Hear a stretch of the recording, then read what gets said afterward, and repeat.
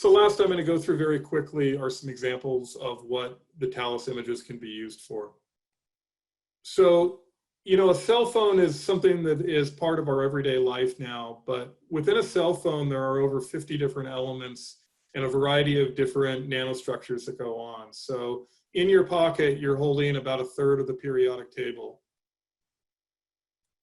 So the first one that everybody thinks about with cell phones is obviously the computer chips. You know, as we've mentioned, the explosion of TEM in the semiconductor industry, this is really being driven by the desire to understand what these new FinFET structures are doing and understanding what's going on. And using a tagline from a previous company, you know, they're using this TEM data as a, did I make what I think I made? If not, why not? So you can do both failure analysis and process control, and you're able to see much of the structure. 3D NAND is one that really fascinates me, and this is what's exploded the ability for your phones to have, you know, movies and a variety of pictures, keep all your social media information, as well as have, you know, that ever-ending list of applications. And so where 3D NAND, or NAND used to be very similar to logic in its structure, it's really moved in a third dimension and highlights what's possible with the TEM. So on the left, we see these long tungsten plugs that are going through these oxynitride circles, and each one of those is a different bit.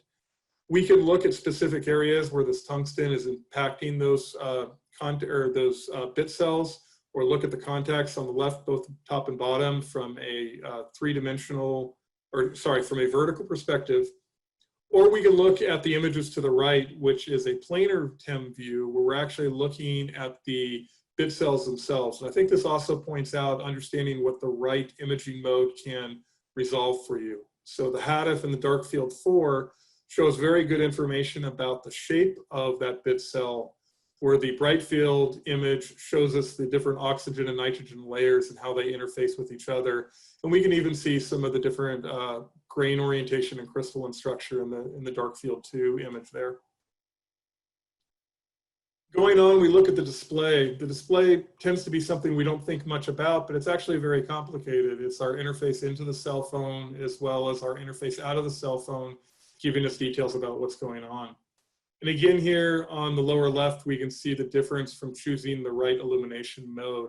So, you know, the TEM image shows clearly information about the cathode and anode, but really doesn't show us those organic layers separated very well.